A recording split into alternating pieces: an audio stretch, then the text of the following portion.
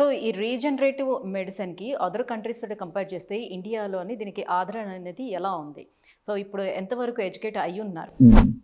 So ఇప్పుడు 10-15 years ago చూసుకుంటే అండి యూఎస్లో రీజనరేటివ్ మెడిసిన్ వాజ్ దేర్. ఇప్పుడు ఎలా ఉందో ఇక్కడ ఇండియాలో అక్కడ అలా ఉండేది. అప్పుడు ఫస్ట్లో సేమ్ థింగ్, ఆర్థోపెడిక్ సర్జన్స్కి ఈ ఫీల్డ్ మీద అంత ఇంట్రెస్ట్ లేకపోవటం, అంటే ఇది పని చేయకపోవటం అట్లా ఉండేది.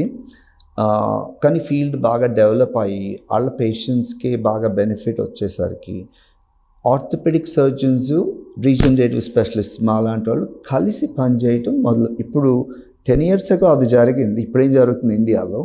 ఇప్పుడు ఎలా ఉంటుందంటే, ఇప్పుడు ఒక గ్రూప్ ఉందనుకోండి, ఒక సర్జన్ ఉంటారు, ఒక రీజనరేటివ్ స్పెషలిస్ట్ ఉంటారు. ఇప్పుడు మీరు వచ్చారనుకోండి, మీకు ఏది మంచిది? స్టెమ్ సెల్స్తో హీల్ చేయవచ్చు అంటే స్టెమ్ సెల్స్, సర్జరీ అంటే సర్జరీ. సో కలిసి ఒక టీం లాగా. దీని మూలాన లాభం ఎవరికి జరుగుతుంది?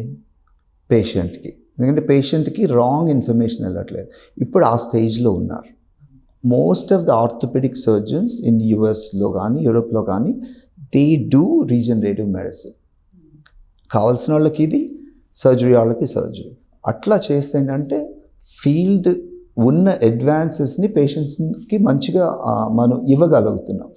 ఇండియాలో ఎలా ఉందంటే, ఇప్పుడు ఆ 10 years ago ఏం జరుగుతుంది అది జరుగుతుంది. ఇది కరెక్ట్, ఇది రాంగ్. సో అప్పుడు అక్కడ స్టార్టింగ్లో ఎలా ఉంది, ఇప్పుడు అలా ఉంది. ఇంకొకటి ఏంటంటే, ఇప్పుడు కార్డియాలజీ ఉండేది కదా, 20 years ago యూఎస్లో అలాగే ఉండేది. ఎలా కార్డియాలజీ ఇంటర్వెన్షనల్ వచ్చి ఇట్లా ఇక్కడ పెట్టి హార్ట్లోకి వెళ్తారు కదా, ఇక్కడ పెట్టి, లేదంటే కార్డియాక్ సర్జరీ ఓపెన్ చేస్తారు. ఇప్పుడు ఇండియాలో ఎలా ఉంటుందండి, ప్రతి హాస్పిటల్లో కార్డియాక్ సర్జన్ ఉంటారు, అదే డిపార్ట్మెంట్లో ఇంటర్వెన్షనల్ కార్డియాలజిస్ట్ ఉంటారు, ఒకటే కలిసి పనిచేస్తూ ఉంటారు. అలా చేస్తే ఈ ఫీల్డ్ పేషెంట్స్కి బాగా బెనిఫిట్ అవుద్ది. ఇలా కొట్టుకుని ఇది రైట్ అది రాంగ్ అనేది అది పర్సనల్ ఎజెండా అంటారు. అంటే మన కోసం మనం మాట్లాడుకునేది అది totally wrong. Particularly being in medicine మాకు ఒక ఎథికల్ రెస్పాన్సిబిలిటీ ఉంటుంది. సో ఉన్న సైన్స్ని స్ప్రెడ్ చేయటం, ఎడ్యుకేట్ చేయటం పేషెంట్స్ని, అట్లా వాళ్ళకి ఆపర్చునిటీస్ ప్రొవైడ్ చేయటం, అది జరగాలి. సో అది డిఫరెన్స్ ఇప్పుడు ఇండియాకిను. పర్టికులర్లీ ఇప్పుడు నార్త్లో, ఇప్పుడు మహారాష్ట్ర అక్కడ కొంచెం ఎక్సెప్టెన్స్, రెండు ఫీల్డ్స్ కలవటం చాలా జరుగుతుందండి. ఇక్కడ తెలంగాణలోనే I see more of that.